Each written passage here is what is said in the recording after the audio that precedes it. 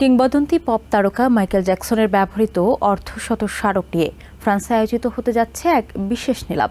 ফ্রান্সের রাজধানী প্যারিসের নিকটবর্তী নিউলি সুর সেডে অগাস্ট অকশন হাউসে আগামী ৩ জুন অনুষ্ঠিত হবে এই নিলাম।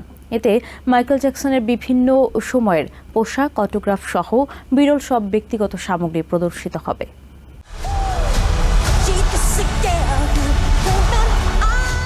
নরওয়েজিয়ান সংগ্রাহক রিচার্ড ফোসাসের সংগ্রহ থেকে আসা কিংবদন্তি পপ তারকা মাইকেল জ্যাকসনের বিভিন্ন স্মারক বর্তমানে আমেরিকার একটি বেসরকারি সংগ্রহের অংশ, যেগুলো নিয়ে আগামী ৩ জুন ফ্রান্সে অনুষ্ঠিত হতে যাচ্ছে এক বিশেষ নিলাম।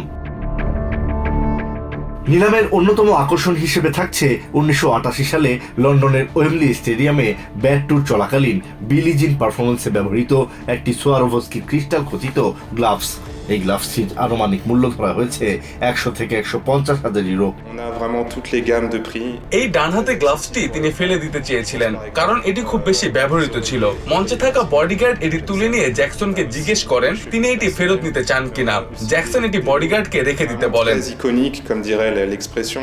অগাস্ট অকশন হাউসের পপ কালচার বিশেষজ্ঞ আর্থার পেরোল জানান, তাদের কাছে ভক্তদের জন্য খুবই সাশ্রয়ী মূল্যের সামগ্রী থেকে শুরু করে অত্যন্ত আইকনিক সব স্মারক রয়েছে, যার মধ্যে মাইকেল জ্যাকসনের ব্যক্তিগত বালিশ, শার্ট কিংবা ট্যুরে ব্যবহৃত জ্যাকেট ও গ্লাভস অন্যতম। নিলামে আরও থাকছে ১৯৮৪ সালের ভিক্টোরি ট্যুরের হ্যাট এবং বিশ্বখ্যাত পেপসি বিজ্ঞাপনের প্রোটোটাইপ জ্যাকেট। বিশেষ এই পোশাকটির শৈল্পিক দিক ব্যাখ্যা করেন আর্থার পেরোল। মাইকেল জ্যাকসন হয়তো ফ্যাশন পছন্দ করেন, কিন্তু এটা ফ্যাশন নয়, এটা মঞ্চের পোশাক এবং এটাই আসল পার্থক্য।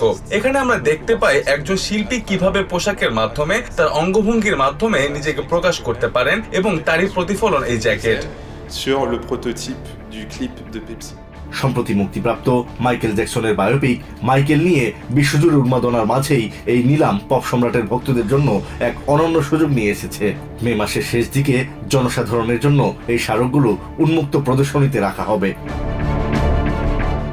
Asad real, TVN 24 news desk.